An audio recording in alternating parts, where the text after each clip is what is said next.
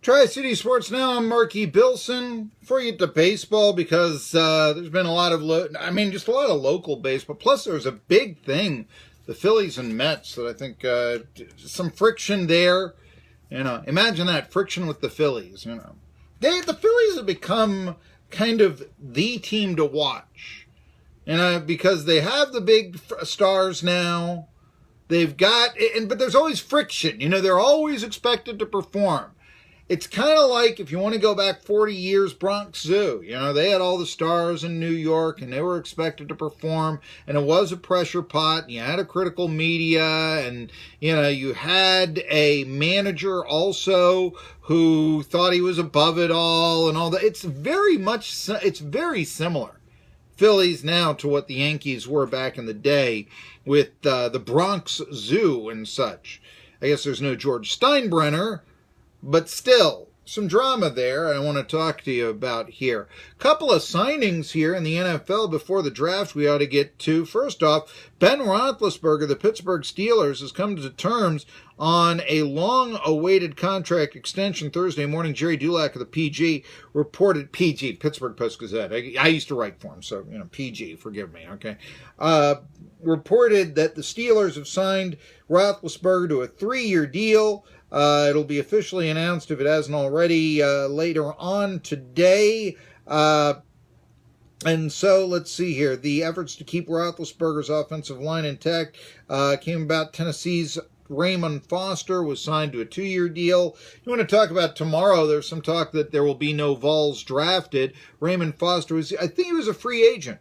And, we also mentioned Arian Foster, free agent coming in. And, with only 7 rounds in the NFL draft, sometimes you can find some gems that might have previously been taken in later rounds, 8 through 12 or something like that. I can remember, for instance, great players drafted real low or were free agents. Donnie Shell with the old Steelers had more than 50 interceptions in his NFL career. Rocky Blyer back when they had this many rounds in the NFL draft. Of course, there were fewer teams back then, but he was taken in the 16th round. You also had a certain Carl Mecklenburg, Denver Broncos, I remember, was a 12th round pick. So was Carlton Hasselrig. His career didn't last long, but he was an all-pro lineman. I do believe that you're better off drafting linemen low and skill positions high. Now, when I say linemen low, I'm speaking specifically of offensive linemen. That's the way. Now, if you have a glaring need and there's, number one guy who pancakes everybody, okay, that's one thing. But let's face this fact.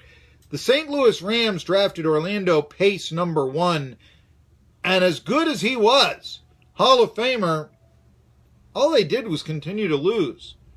It wasn't until they picked up Kurt Warner off the scrap heap that they became the greatest show on dirt. It's a difference, quarterback and a lineman. There is a risk-reward here. So just consider that, Also, so you can find a Raymond Foster, Raymond Foster, not Ramon. Raymond Foster, Tennessee guy, come on. Late rounds. You can do that, or free agent, as the case may be. You don't necessarily have to go high with the lineman, I believe that. Very rarely do you take a kicker high. In fact, speaking of St. Louis, I can remember years ago, the St. Louis Cardinals took John Lee in the second round of the old football Cardinals. Second round of the NFL draft. They had a kicker that wasn't very good, Neil O'Donohue, who had missed a 50-yarder as time expired in a winner-take-all game for the division or bust. The loser would not make a wild card. And he also had a reputation, I guess, of missing more than he made. So why not take the best kicker in college football the year before? His name was John Lee out of UCLA with a high-round draft choice. Hey, it worked for the Raiders when they took former ETSU player Al Guy's brother, Ray Guy, as a punter in the first round during the 70s, the only punter ever taken in the first round. So it worked, drafting a kicker, didn't Sebastian Janikowski work out and all that? I mention all this because the Ravens also made a signing. According to the Ravens, are giving kicker Justin Tucker a 4-year, $23 million a year. 4 years, $23 million extension. $12.5 million of it is fully guaranteed. There's an $8 million signing bonus. He'll be the kicker of the Ravens, it looks like, until 2023. You know, there are ways you put together football teams, and I'm not sure that making your kicker, even a good one like Justin Tucker, a multi-million-dollar player, I'm not so sure that that's the way to go. Of course, the Ravens, you know, how long did we say? I mean, more than a decade. There's Matt Stover, last of the original Browns. So the Ravens have been known to get a kicker and like him, but that's really unprecedented. He was an undrafted free agent. He's connected on more than 90% of the field goals in his career, though, 90.1. In fact, he's only missed one extra point in 242 tries, and extra points are more difficult now, kicking from 30 yards out instead of 20. He's made the All-Pro team 3 times, and he's been a Pro Bowl selection twice, so Tucker is getting paid 4 years, $23 million, a lot of it guaranteed. Is that going to change the way we look at kickers? Honestly, I don't think so. Because I remember the Steelers, you know, looking for kickers and such. And Mike Tomlin kind of believes they're a dime a dozen. They traded for one once, a 5th-round pick. They were out a 5th-round pick. I mean, it just still is. Draft news, by the way, still looks like Kyler Murray is going to be the number 1 pick in the NFL draft, going to the Cardinals. I think that would be a mistake. The Cardinals are now trying to leak things. Oh, well, maybe we, like somebody else. And I think it's sort of they're playing, what can we get for our 1st-round pick? Does anybody want it? But the thing is, they've just so totally screwed up everything with Kyler Murray that I think that teams kind of feel, you know what? If they're going to, reach for Murray, and again, I usually like taking quarterbacks high, and he is the Heisman winner, don't get me wrong. There is a reward here, but it just seems to me like you're picking Doug Flutie all over again.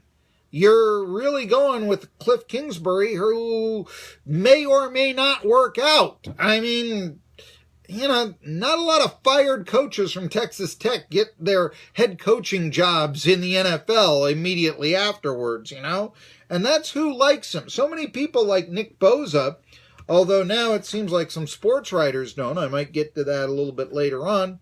But anyway, Kyler Murray, still, if you're going to bet on Murray being the number 1 pick of the Cardinals tomorrow. I mentioned Ben Roethlisberger has re-signed 3-year extension. That ought to keep him in black and gold for a while, and therefore you'd think that the Steelers kind of on top for a while.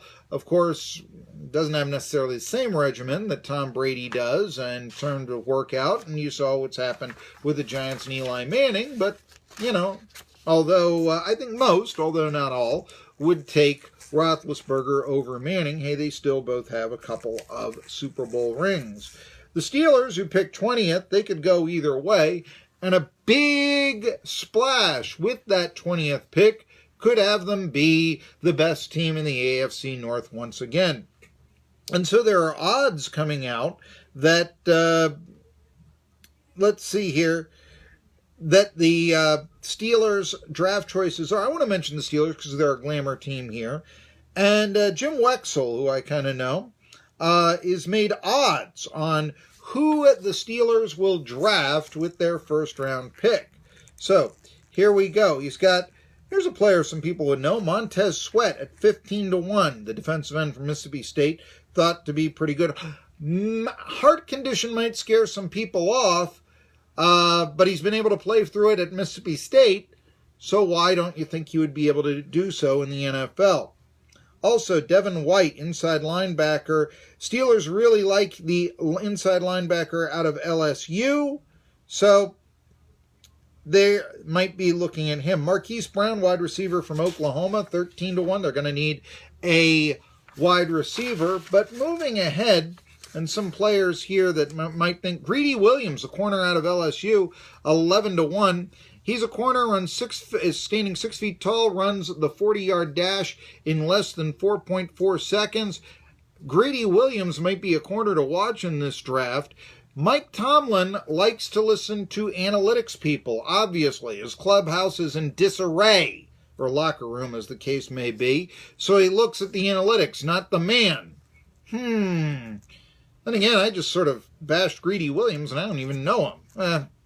No, we don't want to do that to you here. Juan Thornhill, safety out of Virginia, is also a guy. A lot of safety is now the in position in the NFL, because it can, it's so versatile, that sort of thing. So a lot of people thinking safety, and, safety always was, he's the guy who's one step slower than the corner. If he was really all that good, he'd be playing corner, before. But also, the two favorites Jim Wexell has at 5-1, Byron Murphy from the Washington Huskies, and the guy who really thinks that the Steelers are going to take Devin Bush, inside linebacker from Michigan, giving him a 4-1 chance to draft Bush out of Michigan. Back with baseball.